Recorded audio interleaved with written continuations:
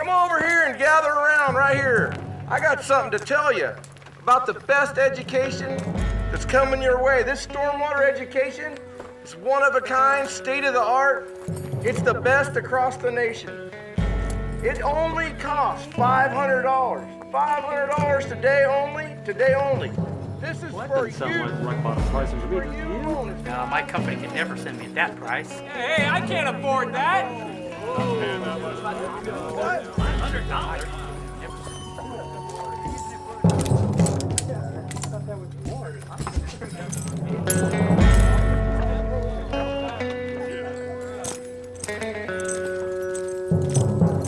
You could get your ticket today.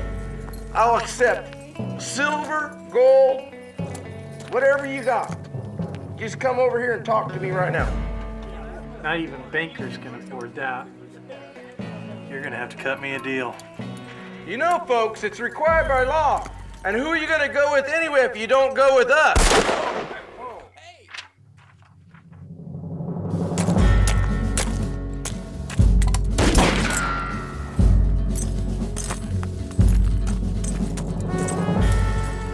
You know, there's other options. Stormwater education doesn't have to be big business. If you're tired of spending your hard-earned cash on stormwater conferences, why don't you come on up and join us for Stormwater Awareness Week, where we're going to have a week of free stormwater workshops all over the state of California. During that week, we're going to have some hands-on training. So if you're tired of sitting in that conference room, you ought to get on up, come on out here and join us for some practical application. Don't forget, Stormwater Awareness Week, September 22nd through the 26th, 2014.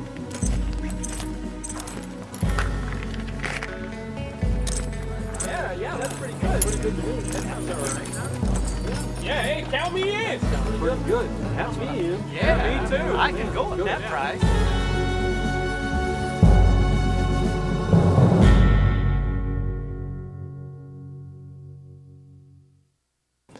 Welcome to Stormwater Awareness Week. My name is John Teravskis, and I'm your host for this week's Kickoff event. And it's going to be a great event this week. We have over 50 different workshops being offered from San Diego to Redding and many points in between. And we have already have over 1,200 registrants. It's going to be an awesome week. This year we've added something new to live web broadcasted events. This one being the first to kick the week off. And then on Friday, we have another event that we're going to broadcast talking about BAT, BCT with a panel discussion. So you won't want to miss that. We hope you can take advantage of much of this free training this week. Because as we say around here, stormwater education should not be big business. Well, as I mentioned, this program is being broadcasted live, but it's also being recorded, so it'll be available for you to watch at any time immediately after the conclusion of today's program. If you have technical difficulties with the stream, try a couple things. Down at the base of your screen, you can always set it back a few seconds and try to delay it a few moments, and that might help. But if you have to leave us for any reason, don't worry, you can pick it up right where you left off, or you can watch it, as we've mentioned, recorded at any time. At the end of each of the two parts of today's discussion, we are going to have a question and answer time. And so right there where you're watching from the Stormwater Awareness Week digital classroom dashboard, there is a place where you can email in questions. So you might be jotting down notes or thinking of questions while our presenters are talking today. So today we have joining for us for the Stormwater Showdown, we're calling it, two prominent attorneys who are very active in stormwater court cases, but often they come from two very different perspectives. So first, I want to welcome our two attorneys to today's program, Melissa and Michael. And I want to tell the audience a little bit about you first. So we'll start with Melissa Thorme with Downey Brand. She has complex administrative and litigation practice experience revolving around one of California's most precious resources, and that's water. Few attorneys share her in-depth knowledge and experience in the area of water quality regulation and litigation. She has litigated major water cases in state and federal courts, including arguing a rare case taken up by the California Supreme Court, which reaffirmed the requirement to consider economics when state governments go above and beyond federal requirements that are contained in the decades-old Clean Water Act. She also regularly appears in front of administrative agencies on issues regarding water quality policy and the regulation of wastewater, stormwater, and recycled water. An article in Sacramento Lawyer magazine touted her practice as providing leadership, valuable contribution, insight into this constantly evolving area of law. She represents both the municipal and industrial entities all over California, from San Diego to Humboldt counties, and she provides valuable compliance assistance and works with her municipal industrial clients to develop cost-effective methods for complying with today's ever-tightening water quality regulations. And she also is able to effectively deal with pretty complex technical issues like whole effluent toxicity because of her science background. She has a BS and MS in biological sciences, and this aids her in this effort. So Melissa has received the highest peer rating, AV Preeminent, from Martindale Hubbell, and she has served as chair of the Clean Water Subcommittee of the Association of California Water Associations, and serves as an active member of the Attorneys Committee of the California Association of Sanitation Agencies. So Melissa, I want to thank you to our program. And also Michael, I want to welcome you to our program, Michael Lozeau. He's with Lozeau Drury, and he has been practicing environmental law in the San Francisco Bay Area for over 20 years. He graduated with honors from Rutgers Law School in New York in 1989, and has helped establish the Rutgers Public Interest Law Foundation. In 2003, the San Francisco Chronicle named Michael as one of the top 25 lawyers in the San Francisco Bay Area. Mike sits on the executive committee of the Environmental Law section of the Bar Association of San Francisco, as well as the board of directors of the Golden Gate Audubon Society. He has represented environmental organizations including Earth Justice Environmental Law Clinic at Stanford.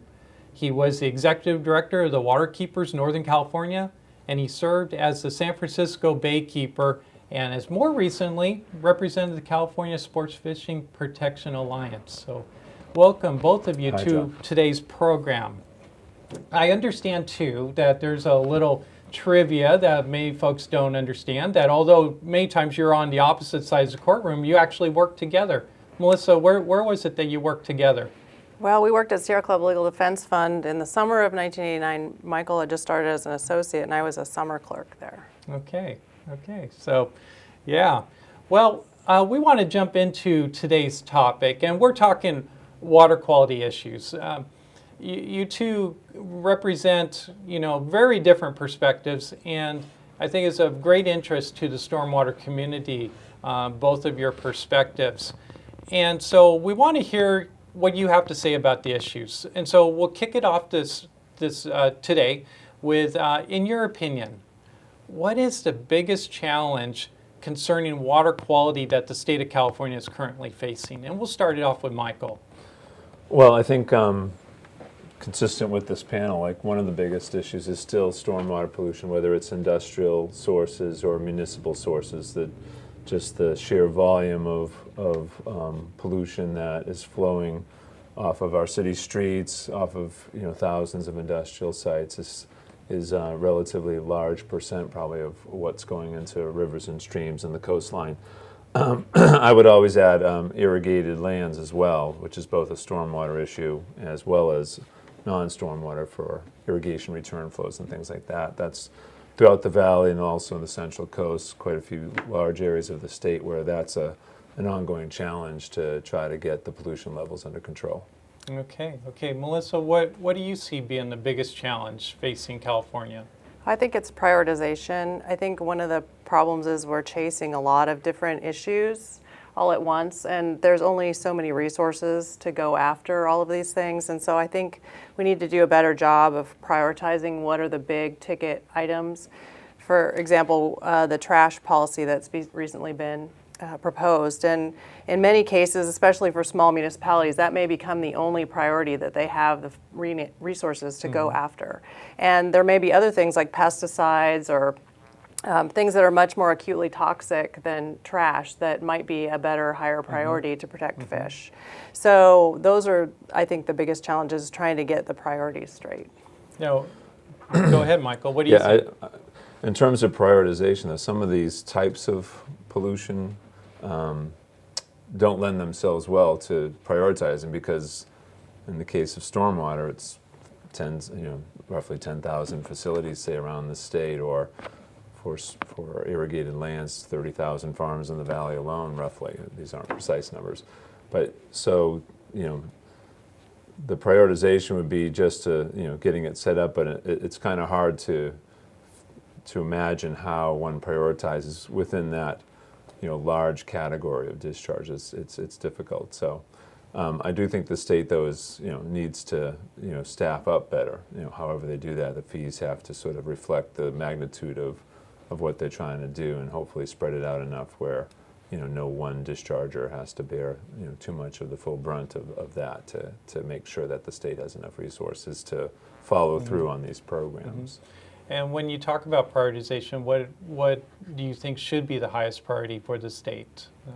Well, I think more acutely toxic things that are, you see, something that could cause a fish kill or things like that would be higher priority. So some of the pesticide issues, the problem, one of the things that we're seeing with pesticides is the pesticides keep changing. So where they were going after chlorpyrifos and diazinon, now those are being phased out a lot of places, and so now we're seeing new pyrethroids, and those keep changing all the time, which one you're going after. So sometimes it's hard to prioritize beyond a specific category like pesticides. But I think, in my mind, pesticides are a higher priority than trash, because trash is more of an aesthetic problem. Does it vary in different places around the state? Would the priority be different? Yes, and I think that also needs to be very site-specific. Okay. Michael, what would you see as being a high priority as far as a pollutant, or is it what you were saying? I don't think I have a favorite per se. I think they all have their place. For some people down in Southern California, where the beaches and all the activities that go on along the shoreline, trash is important to that. I mean, it's not just aesthetic; it's probably economic to the same. People don't want to be visiting some places that have a big pile of trash that came out of the LA River. But obviously, in the Central Valley and even the Central Coast, where there's a lot of pesticide use just for the agricultural community, that's obviously going to play a much higher role. So that's the system of regional boards lends itself well to making sure that each region focuses on things that those boards deem important. And I think it's more generally a lack of resources to cover the different types of concerns that are out there. There's just not enough resources in these agencies to cover everything. Okay, well that leads well into our next question. There is a legal challenge, I understand, by an NGO against the industrial general permit, stating that the newly adopted permit is not adequately protecting waterways throughout the state.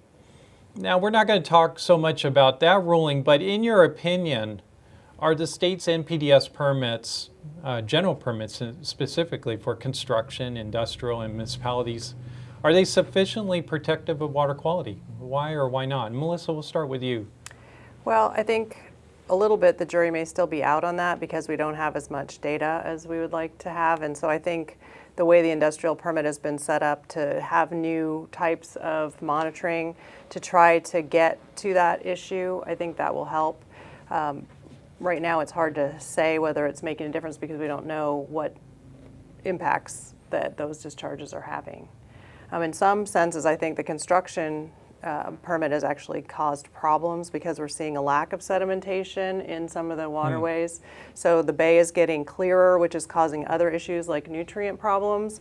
And I've even heard biologists in the Delta hearings say that the lack of turbidity in the Delta may be one of the problems for the little fish like the smelt because there's no place for them to hide. So sometimes we have to be a little careful what our regulations do because we as humans may be causing problems that are unanticipated. Yeah, right.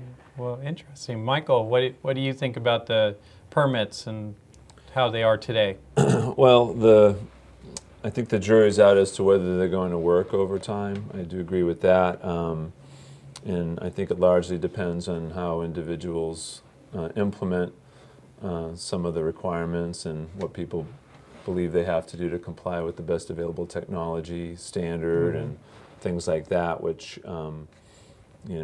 people have differing opinions perhaps about what exactly that constitutes. I do think that the permit could be more readily enforceable. We don't agree that there's not sufficient data to have perhaps done numeric limits that would reflect best available technology and best conventional technology that would make those more enforceable and at the same time provide clarity to dischargers.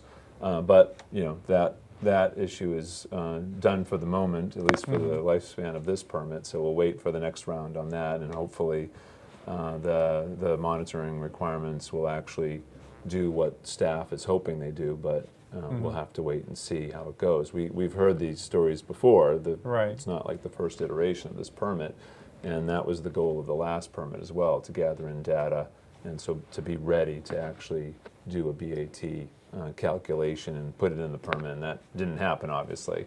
And so I would hope that the next round will be smoother on that. So by talking about a next round, it sounds like you're saying that they're not sufficiently protective of water quality. Is that?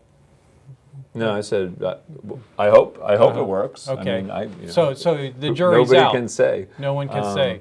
I would say again, it does require BAT and BCT. If everybody put in what I think is BAT and BCT, I'm sure the waters would be very clean. Okay. But I'm sure there's going to be a whole variation of what people believe those requirements lead to. And so to the extent people think it only means, putting a simple filter in a drain or, sweeping their industrial site, that's not going to protect water quality. Those measures are part of the overall program a facility should have, but they're not going to get anyone anywhere near these numbers unless it's a totally clean facility to begin with. It just doesn't have much industrial activity. But most facilities are going to need more than that. So. And the other piece of the puzzle is the receiving water limitations, which we're still waiting. That was part of the State Board's promise when they took up the petitions on the LA MS4 permit, that they were going to have a statewide policy on how to do the receiving water limitations section of the permit, and we're still waiting on that. So it's really unclear at this point what that's going to mean in new permits and how those issues get enforced.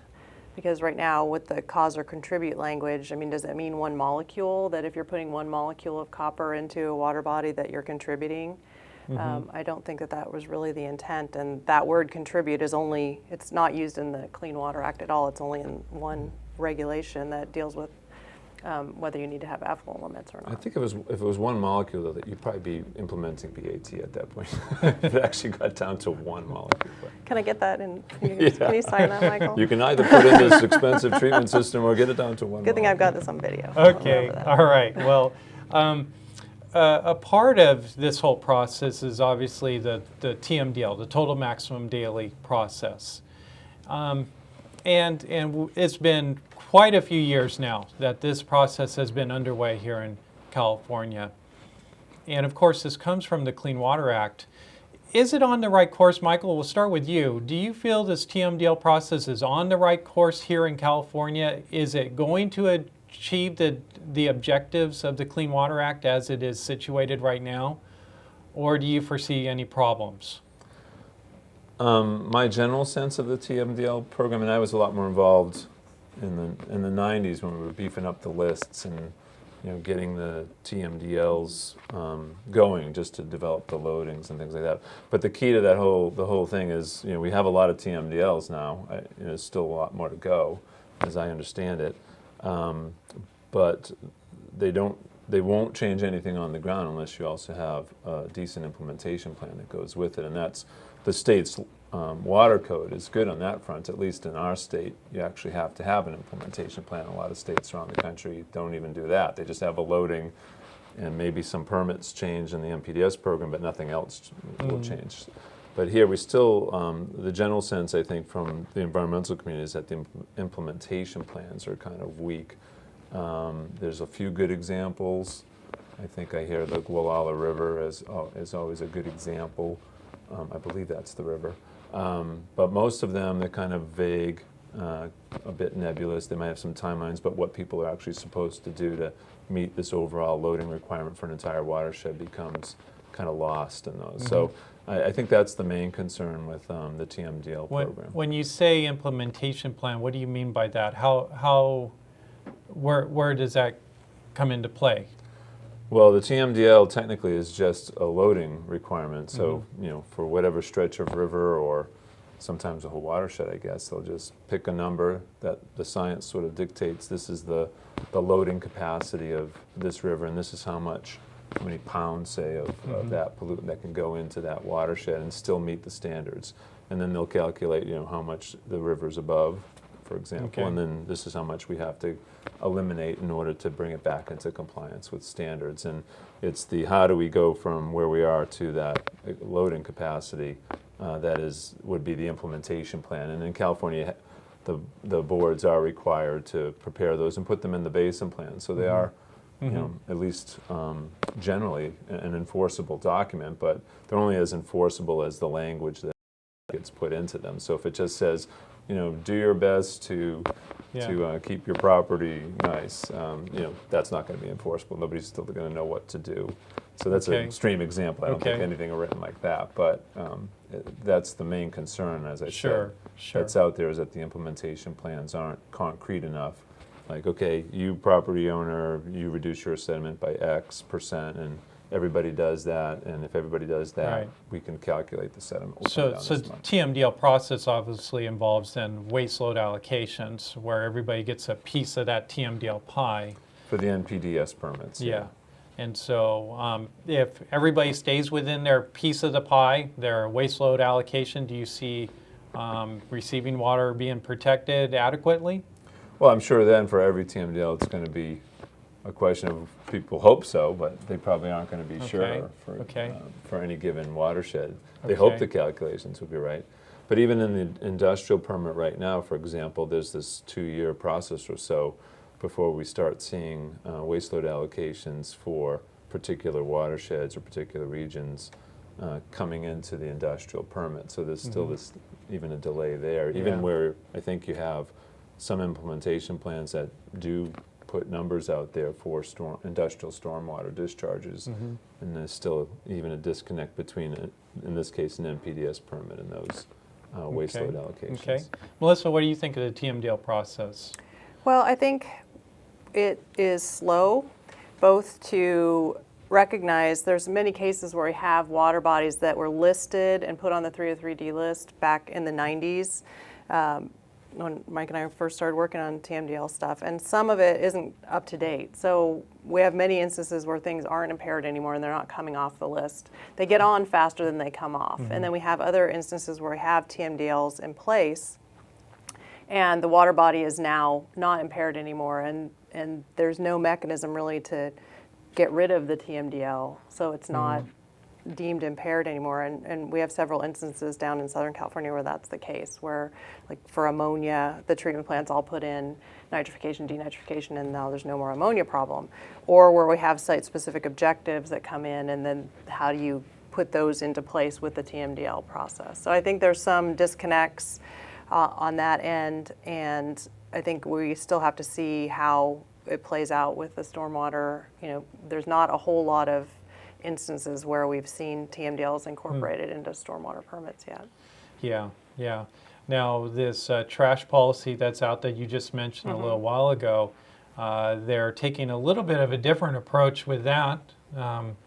As far as the TMDL, do you think that approach is going to be effective or overly burdensome? I think it creates a priority that doesn't exist. So for the places in Southern California that Michael was talking about, they already have TMDLs in place. Where there were big problems, and I agree that there were problems with trash, whenever there'd be a big storm, Long Beach or some of the other terminal beaches would have trash coming from the river channels.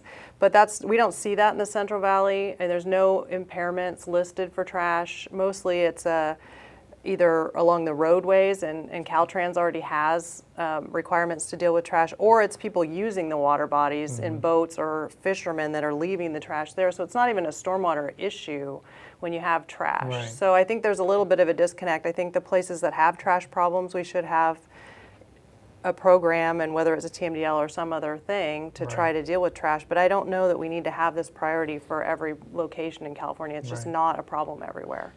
Michael, you agree with that? I can't say I've kept up with the trash issues. I did work on the Southern California trash TMDL litigation, but since then I haven't been quite as up to date on what's happening. I know it was an issue in the San Francisco Bay Area.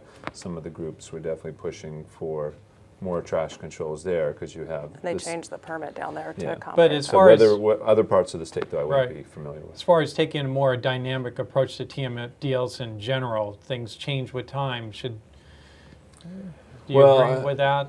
I think I once had at least a theory that once you're on the list, you're on the list forever. That was actually the position I took, and I suspect that would be my position if I were to look closely at it, saying, well, once it's in place, you got to keep it in place and make sure it doesn't go back to what it was. But that being said, to the extent there's an enforceable permit in place that takes care of an entire problem, if that was the case, for example, for denitrification, then maybe there's some circumstances where it does make sense or makes no practical difference. So. All right. Well, thank you, Melissa and Michael. We're going to open it now to you, our audience. So use that email to email in questions for us right there on the right side of your digital classroom dashboard. And let's see, let's take a look at some of our questions we have here. All right. Well, I think you kind of addressed this, but let's go ahead and ask this one anyways. Are numeric effluent limits necessary to protect water quality, or is the current BMP-based permit sufficient? I think we started with you last, Melissa. Why don't we open up with Michael? What do you think of numeric effluent limits? Well, they're not necessary because we can enforce the permit as it's currently written, and it doesn't have a numeric effluent limit. I do think the NALs are going to be important to how the permit gets implemented and to indicate to people whether or not they've put in enough effort as they should. I do think if you had numeric effluent limits, it would obviously be more readily enforceable, and folks would definitely have a clear marker as to when they can stop making adjustments to their site. If they hit the numbers, they're done. But we're not there yet. I think the permit as it's written is enforceable. I do think BAT and BCT is a clear requirement, and I do think by its very nature it does evolve over time. And as of now, we do have a lot of good options out there, for the for facilities that it's not an economic issue. There's definitely effective treatment systems that actually can hit these numbers these days. At least one or two of the more robust systems, can hit all of the benchmarks and all of the NALs. And other facilities, sequencing various types of management practices can get you closer to those. It depends on how much pollution folks are dealing with at their site. So I do think it's enforceable, but I do think the permit would be, and the discharger community would be well served by eventually a clear numeric effluent limitation for BAT and BCT. Okay. Okay. Well, I don't think that numeric effluent limits are required, and we've had lots of conversations, and I don't know that EPA agrees with that, but we do have a lot of case law that says that numeric effluent limits are not required, and you can have a narrative effluent limit, or you can do BMPs in lieu of numeric effluent limits. So I think that it's definitely not a requirement. I know that Michael would like it to be numeric because it is easier to enforce, but I think there are challenges with that because the technologies are fairly new. I know people are having trouble that have put in technologies that don't work the way that they thought that they would. And so having a numeric may put somebody in non-compliance in a situation where they're trying their hardest and doing everything possible to try to be in compliance. And just having people be in violation for violation's sake doesn't really get you to cleaner water. Okay. Let me take a look here. Another question. Okay, what do you see being the future of NPDES permits in California? Are they what they should be, or will there be significant changes in the future? And I guess that kind of goes along with what we were already asking. Well, eventually there will be numeric effluent limits at some point. When, right now, I think staff for the State Board is indicating that this permit will provide all the data that they'll need to devise numeric limits the next round, which is scheduled for 5 years, but the last permit took, was it 17 years? Or 87? Yeah, it was quite a long time. So again, 97. that's the only kind of obvious change, and other than that, I'm sure it'll continue to maintain a similar framework to what we've seen since '87. Hopefully they can be more streamlined. I think there's a lot of extra things in these permits that don't need to be there. I mean, the LA MS4 permit is over 500 pages. I mean, you pretty much have to have a PhD to figure out like every single thing and all these Gantt charts of when everything has to be done. And then it's really easy for you to trip up and be in violation of your permit because you didn't find something on page 364. So I would like them to be more streamlined. I think they've gotten a little burdensome and micromanaging. Okay. Here's another question. Groundwater. There's been a lot of discussion about groundwater more recently. Will it or should it require an industrial discharge permit? Should it be covered as stormwater is if you're percolating stormwater, I guess, into the groundwater? There's been a lot of discussion, maybe even a new legislation going through. What's your thoughts on stormwater that infiltrates into the ground from industrial sources? Well, it's encouraged on the one hand in the new industrial permit, but on the other hand, you have people from the Office of Enforcement telling you if you percolate and you affect groundwater, we're coming after you. So that's not really very much encouragement to me. I mean, I think that there's lots of soil treatment, so by the time, unless you have really close groundwater, and then you shouldn't be doing that anyway, percolating. But if you have 300 feet to groundwater, I think the likelihood that your stormwater is going to cause any problems unless you have just high numbers in it shouldn't be a problem. And NPDES permits are also waste discharge requirements, so it's very easy to allow that in a permit. Okay. Yeah, and infiltration, we just wouldn't be looking for that at a facility that had high groundwater. It would have to be far enough down, and then the places that we've engaged in that discussion, usually there was some documentation of how quickly, like for example, metals would come out as they seep through the first few inches or so of soil. So, I don't think those would be likely. There may not be a discharge going on to groundwater in those instances. And obviously we wouldn't want to have polluted stormwater become polluted groundwater. Yeah. So those people just have to pay attention to whether they even have that as an option at their site. Okay. Well, we're going to take a brief break, and we will be back after these short videos. When we return, we will continue our dialogue with Michael and Melissa, and we're going to turn our focus to citizen lawsuits. So I noticed there were some questions on that. We're going to come back to those questions at the end. You'll have another opportunity to email in questions. So we'll be right back after this video break.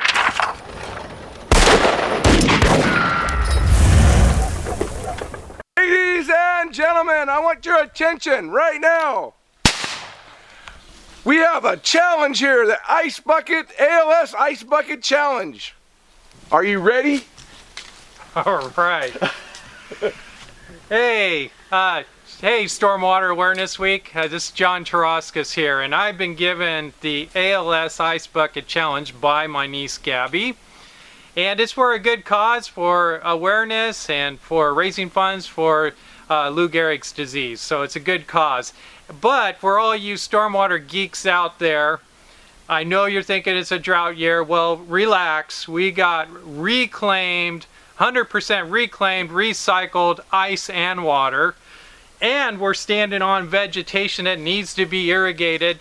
And for you stormwater geeks, we got BMPs in that there is no illicit discharge here. So you can all relax. Enough of that! All right. Well, hey, Sheriff Mike and Big Business, you can do your thing. Oh, wait. I got a challenge for you. And that is, I'm going to challenge 3 of you. This week, during Stormwater Awareness Week, I'm calling out Greg Gearhart, head of Stormwater Division with the the State Water Resources Control Board, Melissa Thorme, yes you, with Downey Brand, and Craig Kalagi with Filtrex. You have until the end of the week to take this challenge. All right, Big Business. Oh! Ooh, that's cold.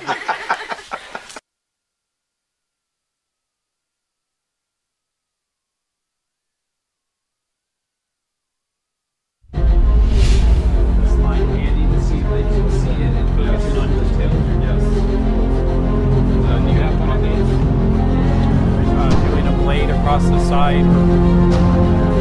Quiet, please. You ever see different contractors maybe trying to get around that? And action.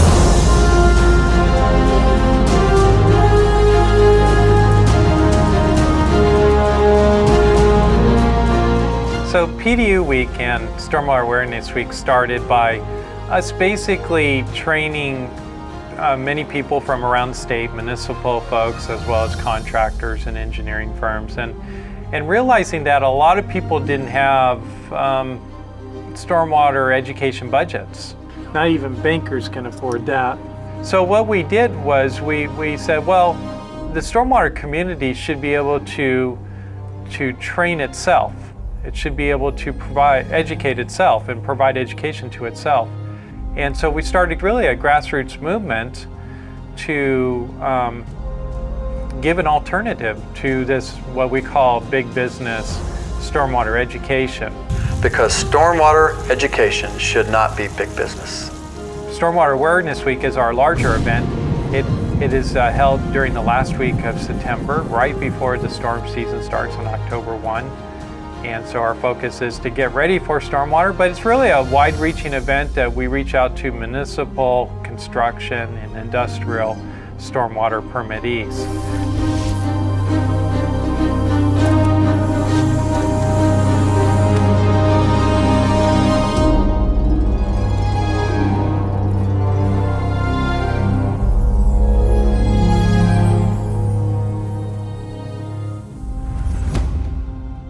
One of the things about PDU Week and Stormwater Awareness Week is that we wanted to make it absolutely free.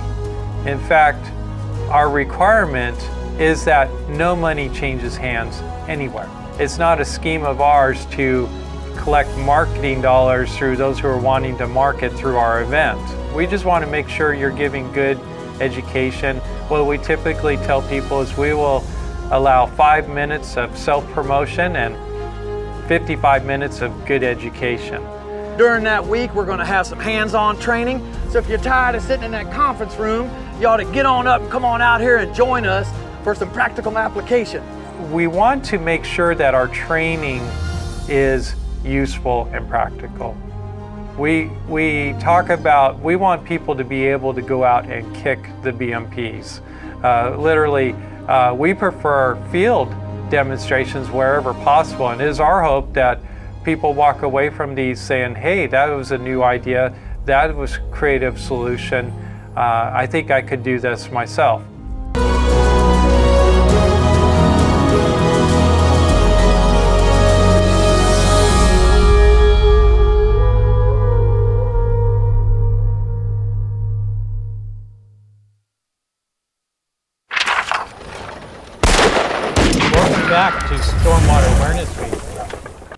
Welcome back to Stormwater Awareness Week. This is John Teravskis, and we are back for part 2 of the program. And we're talking with our 2 attorneys who both work in stormwater, but usually are from very different perspectives.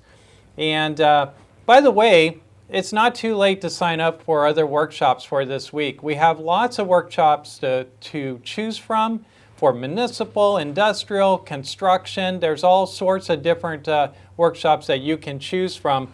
All of them are free. And for more information, visit the stormwaterawareness.org website. And so we're going to come back to talk to Melissa and Michael about, in this segment, citizen lawsuits.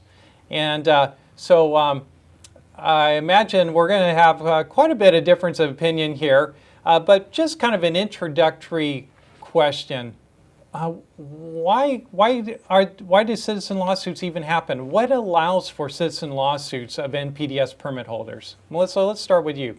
Sure. Under the Clean Water Act, there's specific statutory authority for citizen suits, and that allows citizens to not supersede the authority of the agencies, but to come in interstitially and support, or where a state is not, or EPA is not enforcing, they can come in and take enforcement actions. Okay. Pretty much. So it's in the federal law, yeah. Yeah. So it's not going to part likely of the change Clean anytime Water soon, Act. yeah. Right. We don't have a similar thing under Port of Cologne in California. Yeah, so it's federal law. It's part of the Clean Water Act, and it's why do you suppose they put it into that?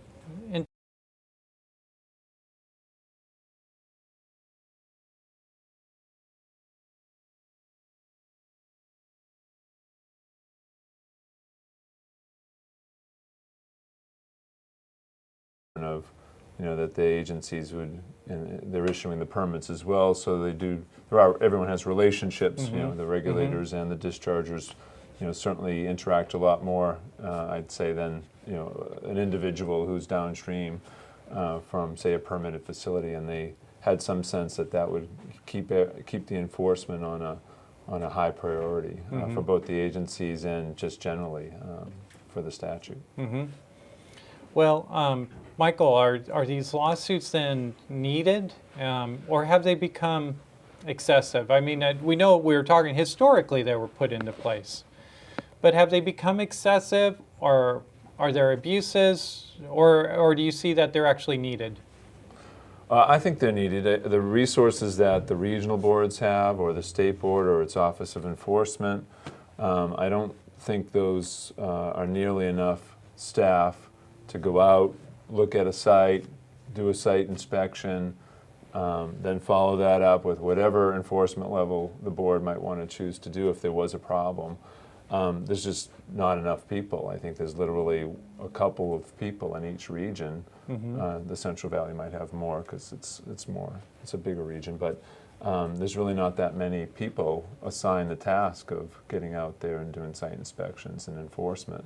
So, and I do think in California, certainly, I don't see any excessive citizen suits. I'm sure there's a case here or there that, there would be a reasonable debate about, well, did you really need to bring that case?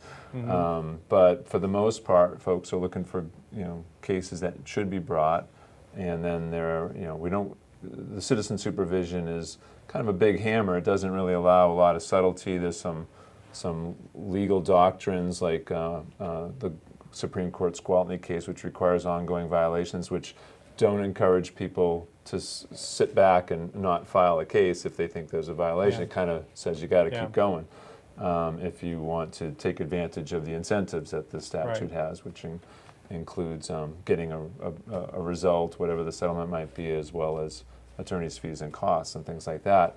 Like any other business or enterprise, the groups who decide to make this part of their mission as a nonprofit even still need to pay their bills and things like that. So there's various incentives that are not quite as subtle as they could be. So in any event, I don't think there's excessive cases. I think people pick their cases wisely. It's kind of a professional enforcement kind of bar out there in the state of California, and there's always going to be some particular cases that people can debate about. Now, I know, Melissa, a lot of people that come to you feel they're quite excessive. What's your thoughts? I think there are some cases where I can see why they were brought, because people are either not doing anything, or they didn't sign up for a permit, or they haven't prioritized as well as they should have. And so there are some cases that I would say were valid cases. There's other cases where I've had clients that have come into compliance during the 60-day notice period, and that was the point of the 60-day notice period, was to put both the agencies on notice that there was a potential problem so they could come in and enforce, which unfortunately there's not enough time for them to really do that. But within that 60 days, if you come into compliance under the Gwaltney case, you're supposed to be protected. But some of the plaintiffs' organizations know that it's going to cost about $20,000 or so to fight if they file a complaint, to file a motion to dismiss, and they want that money instead. And so I think that that's just wrong, that that's really just a shakedown for money, and I don't agree that that's necessary in those kinds of cases. And there's been other cases where it's been excessive attorney's fees. In some cases, the lawyers on the other side are getting $700, $800 an hour, and certainly none of my clients are paying that. So I think there are some abuses. Yeah, Michael, do you see those, or? No, I mean, on the fee front, the market rates are what they are, and we don't. No one attorney controls what those are. So that's what the statute entitles one to if you prevail in a case. We have settled some cases where things happened in the notice period where there was no more discharge or something like that. We've walked away for a couple of clients. I wasn't saying it was you. Yeah, I know. So there are some situations where someone can totally come into compliance, and I know, at least for our clients, they'll be looking at that. There's thousands of facilities to look at. So, my thoughts on prioritizing cases is we should pick good cases. There's plenty to choose from. You shouldn't be picking the borderline ones. We should do the more important ones. So, but again, that comes down to there's always going to be some cases where there'll be maybe a difference of opinion of whether that really met that, whatever that line is. Right. But generally speaking, I think it's a pretty reputable set of groups who are doing these cases on a regular basis, at least certainly the ones I've been in contact with, and certainly the ones that we assist. I mean, they're all cases that, the levels have been measured, and, they're quite high compared to whether it's EPA benchmarks or the new NALs, and, looking at those as well as whatever you can see at the facility, because we don't traipse on site. We don't have any authority to show up with a warrant or anything like that. But you can be pretty sure for the case, at least we're trying to be sure when we bring these cases, that these people don't have best available technology or best conventional technology. And there's definitely things out there they can put in and afford to do it.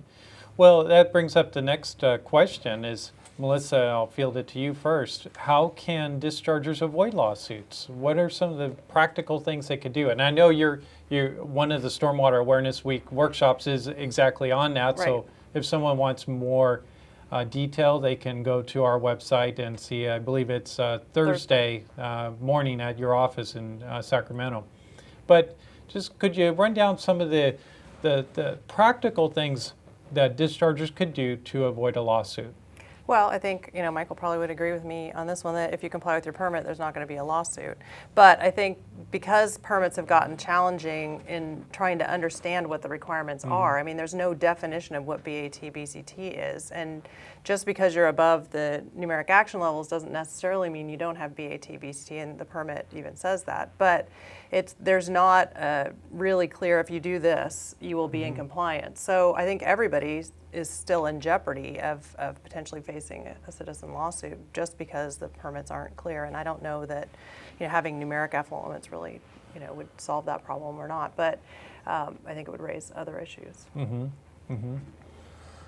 Yeah, I mean, there's a few treatment systems that our clients would agree. Well, if you put that in, that's BAT if it's properly sized, and the new permit does at least give everyone, whether they like it or not, sizing requirements.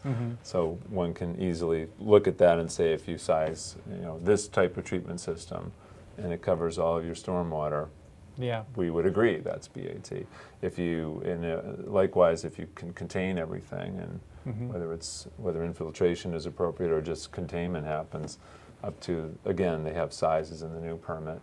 those are situations where we definitely said, yeah, we agree that's BAT, BCT. But shy of that, it becomes a little more subjective in terms of what might happen at a given facility. And we do use the numbers to sort of gauge like if it's close. But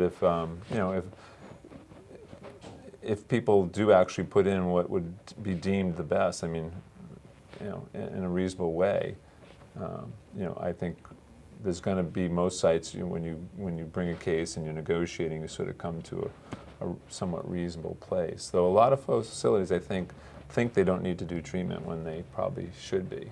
And it also doesn't mean just because you've put in the treatment that they still can't claim that there's a receiving water limitations violation.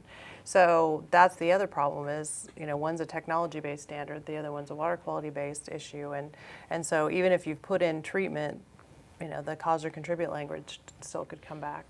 I don't know how realistic that is as a threat, because I know all of our cases, we definitely focus on BAT, BCT. And I had that problem. That's how the cases resolve as well. And the presumption being if we can agree on BAT, BCT, then the cause or contribute, whatever that might be, is not going to be the main But issue. I had a municipal case that they had already put in treatment technology. It was mostly a bacteria issue for municipal stormwater. They'd put in ozonation to solve that problem and still got a citizen suit. So just because you've done what you think that you needed to do doesn't necessarily preclude the citizen suit, and it cost the city in that case a couple $1 million to deal with it. Is the problem in that it's difficult to define BAT, BCT? Is that part of the contributing problem? Well, that's part of it, but then you also need to know what the pollutants are in the receiving waters and try to focus on that, because you don't want to be declared to cause or contribute to any exceedances that are seen. And sometimes it may not have anything to do with you. Okay. But they are distinct, because Right. BAT, Right. BCT is just what's the technology. I don't care what the water quality Right. effect is. I just simply don't care. And you got to just put in the best, whatever that Right. might be. And then, but for a city, which I don't quite think it's the proper analogy, because most of the industrial facilities are not a city. They're Right. maybe a couple acres, maybe 20 acres. It could be a Right. very large industrial plant, but it's never going to be like a city. Cities actually, where you have the cause and contribute language, is actually more important, because those are the places that their whole stormwater system, whatever it might be, might very well, in fact, are probably the main source of any actual standards violation during rain events, at least. So it's not quite analogous, and you can't quite use the cities as an example. I think Right. for a normal industrial facility, if the BAT requirements are met, and for example, say they put in a nice media filtration system that just covers all their stormwater and it's sized Right. properly, that's BAT, and most likely, or hopefully, depends. There's some treatment systems out there that I'm not quite so sure I would agree they're Well, BAT on their that's face, going to bring up an issue, because under the new permit it says you tell us what the BAT is, and then if you can't afford it, then tell us what you can do and do that. Yeah. And so that's going to be an issue. Are those people then going to be subject to citizen suits because they haven't done BAT, but BAT has economically achievable in the definition, and so there has to be some discussion of that at some point. But Yeah. I don't know that people are going to be able to avoid But if- litigation. Yeah, so if people do abuse those reporting things where they're trying to ratchet it back and they don't have a very good reason why they shouldn't have spent, X versus what they decided to do, and they avoided the obvious applicable technology, then, I think that's the way the permit will work out. At that point, we'll be able to go in and enforce the BAT requirement. And I don't think any of those provisions will prevent us from doing that. So people should not, take those to too many extremes. They should be trying to, put in what is truly the best But how do available. you take into account economically achievable then? Well, in the ideal world, you're not supposed to look at that. It's in the facility by- statute. not facility by facility Wow. though. In the real world of BAT, BCT, which is Right, not where a there's real world, I effluent suppose. guidelines. Yeah, you're going to you look at all the facilities, and Right. you're going to say, okay, who are the top 5 or 10% performers, and that's BAT. And all the 90%, if the bottom 10 or 20% go out of business, that's okay. That's how a true BAT, BCT But EP analysis hasn't done goes. that for everybody. Nobody's done that Yeah. for stormwater, but so you can't just, to do it facility by facility is not quite right to begin with. But I would also say pragmatically, though, when we approach a facility with a case, for example, that's basically the discussion we have is, okay, how much can you afford to do? And, we think this is the treatment system or type that you need to put in. And, if you have something that works just as well or you think might work just as well, Right. tell us what you think. And maybe we can agree, maybe we'll say, no, we really think you need this particular thing. It sounds like there's just a lot of ambiguity about BAT-BCT, and if we're having this discussion here, you can better believe the dischargers are struggling at what is BAT-BCT. Of course, that's our discussion for Friday's panel discussion. We're going to talk about BAT-BCT and take a look at this. But that leads to our next question: should state or federal laws be changed in any way in regards to citizen lawsuits, or maybe in mechanisms that lead to citizen lawsuits? I think you were already kind of addressing some of this, Melissa. Actually, Michael, it's your turn. Michael, what do you think? In terms of federal law, I mean, I don't think there's any changes that I would have in mind. The only thing I would think is the ongoing violation issue is, in my mind, produces the wrong incentives. It makes people more likely to file a lawsuit than not. Okay. Even if there was a violation. And on the state level, and the only other thing I'd say on the federal level is I did write a paper a long time ago, and I have no idea how practical it all is, but I always was an advocate of having an administrative citizen enforcement option where you could actually have a citizen agency proceeding where a citizen could initiate a complaint and bring a case and have the similar incentives where a group would have some ability to get reimbursed for their time if they brought a successful case to an agency. So it doesn't have to be a federal court case. It would be an agency proceeding that anybody, you don't need a lawyer to be there, but it might be smart to have one kind of thing. So that was one other idea I wrote up as a paper a long time ago, but I'm not a politician, obviously, so I don't know what the likelihood of that ever coming about would be. On the state level, I mean, there's definitely, every so often you'll see bills proposing citizen supervisions for the water code and other environmental laws in California, which I would certainly think is a good idea, because I think it's the same issue of the agencies not having enough resources to enforce the laws, and you'd obviously build in similar safeguards in terms of notice periods and things like that. Melissa, what do you think? Well, I don't agree that there's not enough resources. I mean, I've had cases where there's been both a state enforcement action and a citizen suit going simultaneously, and so that's a problem because then you're negotiating with two different entities at the same time.